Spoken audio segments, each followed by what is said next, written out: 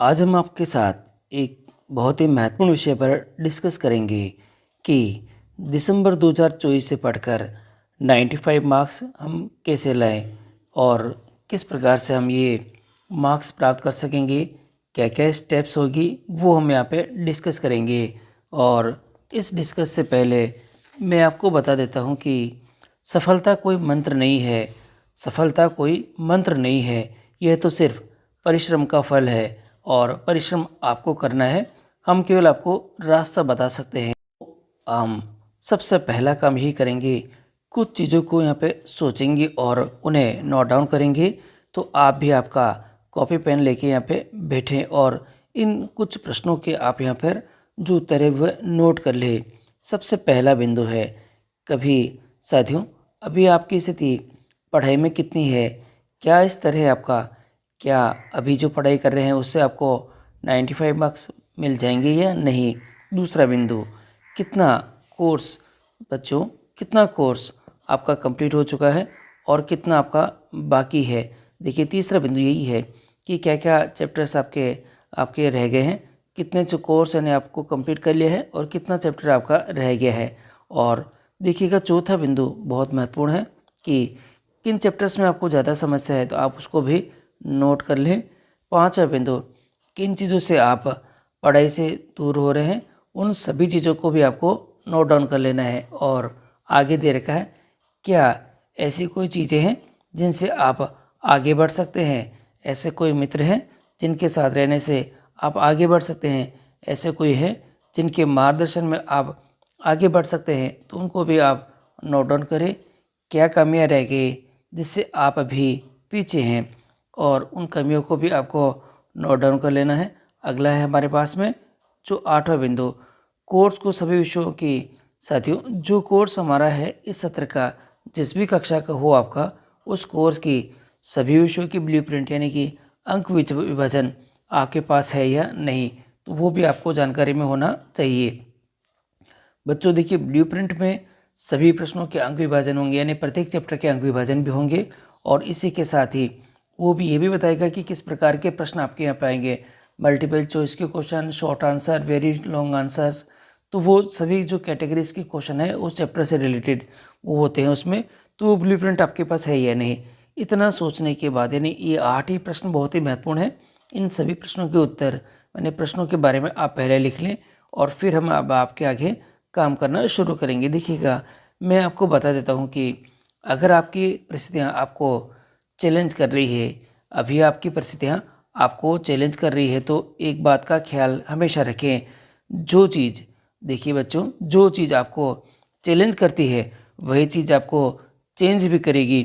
तो इसी के साथ आप शुरू करते हैं और हम आगे बढ़ने का ये काम। समय, देखिए अब हम ये देखते हैं कि हमारे पास समय कितना है, कुल कितना हमारे पास यहाँ पे टाइम बचा हुआ है। तो अभी हमारे पास में कुल ये जो 3 महीने और चौथा महीना हमारे पास में शामिल है, इसमें जो टाइम आपका दिखाई दे रहा है देखिएगा यहाँ, जो कि हमारे पास समय रहेगा, इसमें दिसंबर है, जनवरी है, फरवरी है और मार्च में हमारा एग्ज़ाम है। दिसंबर में हाफ ईयरली एग्ज़ाम भी है, तो ये इसके दिन भी कुछ कम हो जाएंगे। जनवरी फरवरी है और मार्च का कुछ समय, यानी कि कुल मिला के आपके पास में 3 महीने ही बचे हुए हैं। तो 3 महीनों के अंदर हमको पूरा टारगेट लेके काम करना पड़ेगा और सफलता के लिए हमको यहाँ पे अपना जो चैलेंज है वह शुरू करना पड़ेगा। अब हम आपको बताते हैं कि आपको करना क्या होगा, कौन कौन सी स्टेप आपको फॉलो करनी होगी जिससे कि आपको सफलता आपको निरंतर मिलती रहे। देखिए बच्चों अब समय आ चुका है, क्योंकि इतना हम लोगों ने देख लिया है, इतने प्रश्नों के बारे में हमने डिस्कस कर लिया है, तो अब समय आ चुका है पूरी शिद्दत के साथ मेहनत को शुरू करने का। और अब आपको बताते हैं कि वो कौन सी स्टेप्स होगी जिनको आपको फॉलो करके आपको सफलता मिलेगी। वो जो महत्वपूर्ण बिंदु है वह हम आपको बता देते हैं। देखिए पहला बिंदु, देखिए सबसे पहला क्या करना पड़ेगा आपको, एक सबसे पहले आपको यही काम करना है, एक टाइम टेबल बनाना है और जिसमें 4-5 घंटे प्रतिदिन पढ़ने का समय आपको उसमें होना चाहिए। और आपको एक चैलेंज लेना है कि मैं प्रतिदिन कम से कम भी 5 मिनट और आगे इसको बढ़ाता रहूँगा, यानी कि 4 घंटे है तो अगले दिन हम 4 घंटे 5 मिनट पढ़ेंगे, और उसके अगले दिन 4 घंटे 10 मिनट, उसके अगले घंटे 4 घंटे 15 मिनट। तो कम से कम भी 5 मिनट आपको प्रतिदिन बढ़ाते हुए आपका जो सेटिंग्स ओवरलैप है आपको बढ़ाना पड़ेगा। अगला दे रखा है, हर विषय के लिए आपको प्लानिंग करनी है। हर सब्जेक्ट को उसकी कठिनाई और वेटेज के अनुसार आपको टाइम देना है। ये नहीं कि भाई सारे सरल विषय ही आप पहले करते चले जाए, उसमें कठिन विषय भी शामिल होने चाहिए। और मेरा मानना तो यही है कि सबसे पहले आप जो कि सरल के साथ एक कठिन विषय लेके पढ़ना शुरू करें, जिससे कि आपके सरल भी होते जाएंगे और कठिन भी उसके साथ ही आपके होते चले जाएंगे। अब आता है नोट्स। क्या आपने नोट्स बना रखे हैं? यदि आप नोट्स बना सकते हैं अभी भी तो ज़रूर बनाएं, वो भी शॉर्ट नोट्स। और जिनके नोट्स बनाने यानी कि जो कठिन विषय है और कठिन चैप्टर्स है उसी के नोट्स बनाएं। सभी के बनाने का समय भी नहीं रहा है, और अगर नहीं है ऐसा, नोट्स बना भी नहीं सकते, तो आप क्या करें कि कई सभी जो बेहतरीन नोट्स है अगर कहाँ से अवेलेबल हो सके, आपके मित्र के किसी के साथ जिन्होंने बना रखे हैं पहले से ही, तो उन नोट्स को आप यूज़ कर सकते हैं, और जिससे आपको कठिनाइयाँ का स्तर थोड़ा सा कम हो जाएगा। सभी नहीं पढ़ने पड़ेंगे पूरी पुस्तक आपको, और उन नोट्स के सारे आप महत्वपूर्ण बिंदुओं को पढ़ सकेंगे। तो ये आपके लिए फ़ायदेमंद होगा कि या तो नोट्स बनाएं या फिर आप नोट्स की व्यवस्था कर लें, जिससे कि आपका कार्य थोड़ा सा आसान हो जाए। अब आता है रिवीजन की बारी। रिवीजन कैसे करेंगे? प्रतिदिन जो भी पढ़ा हो उसे अगले दिन आपको रिवीजन करना है। ये आपको फिक्स करके रखना, क्योंकि अगर हम अगले दिन नहीं पढ़ेंगे तो वो चीज़ हम वापस बिल्कुल मिसिंग हो जाएंगे। अगर अगले दिन भी पढ़ने का मौका नहीं मिल रहा है तो 7 दिन में एक बार तो उसको वापस रिवाइज ज़रूर कर ले, जिससे कि वो थोड़ा सा स्थिर हो जाए और आपको भी पता पड़ेगा कि आपने जो पहले याद करा था वह आपको याद है या नहीं है।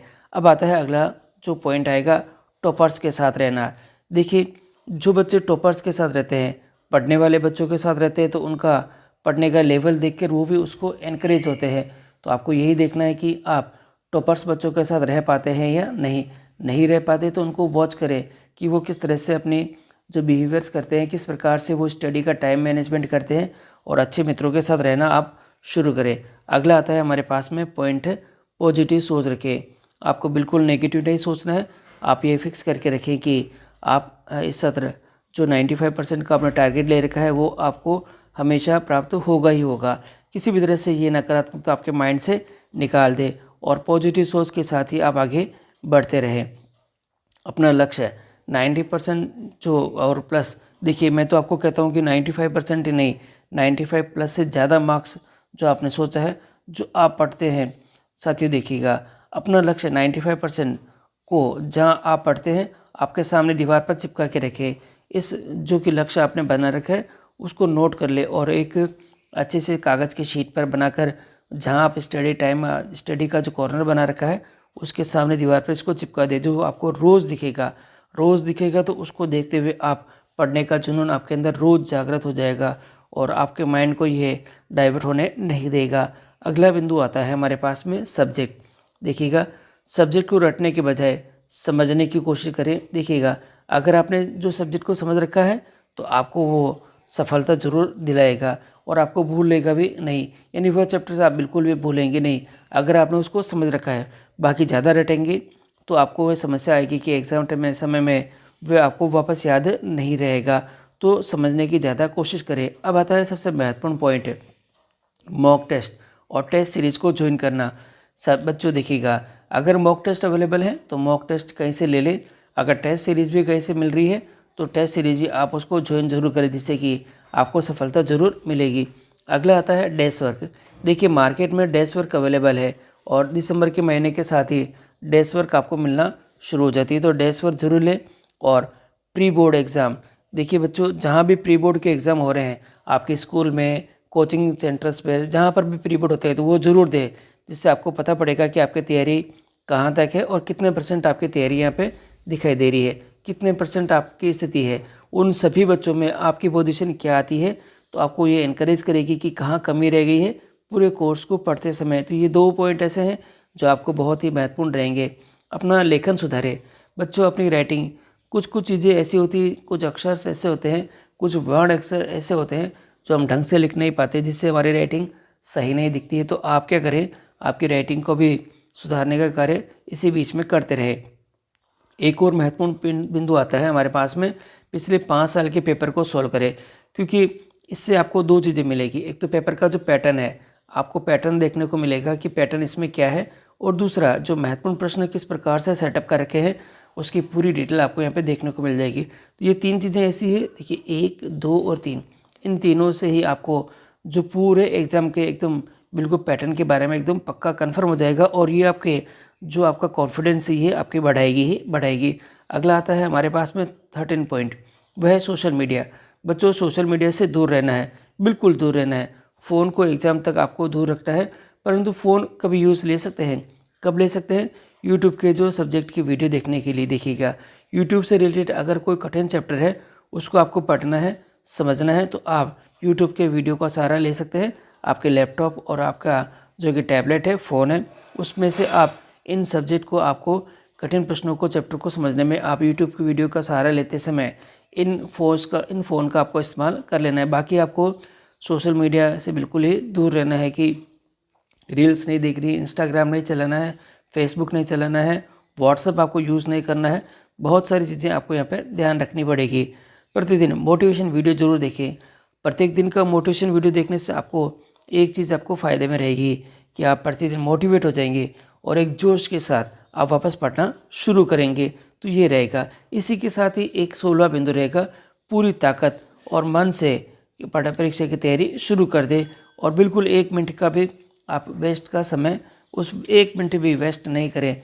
प्रतिदिन आप ये नोट डाउन करके रखें कि आपने कितना पढ़ लिया है। देखिएगा, आप एक पेपर का शीट पे बना रखें, इसमें डेट लिखें कि भाई इस डेट को आपने जो सभी सब्जेक्ट है, आपका जो सभी सब्जेक्ट का जो कोर्स है उसमें से आपने क्या करा है, कितना % आपका कोर्स होता जा रहा है।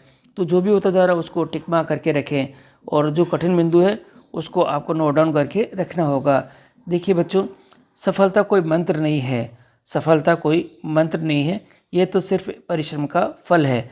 तो बच्चों, ये परिश्रम का फल उन्हीं को मिलेगा जो अभी से, इसी समय से, इस वीडियो के साथ ही शुरू हो जाएंगे अपने लक्ष्य को प्राप्त करने के लिए। तो आप बिल्कुल भी घबराएं मत और अपने कॉन्फिडेंस को बनाए रखें और शुरू हो जाएं। देखिए, किसी ने कहा है, जब आँखों में अरमान लिया, मंजिल को अपना मान लिया, फिर मुश्किल क्या और आसान क्या, बस ठान लिया तो ठान लिया।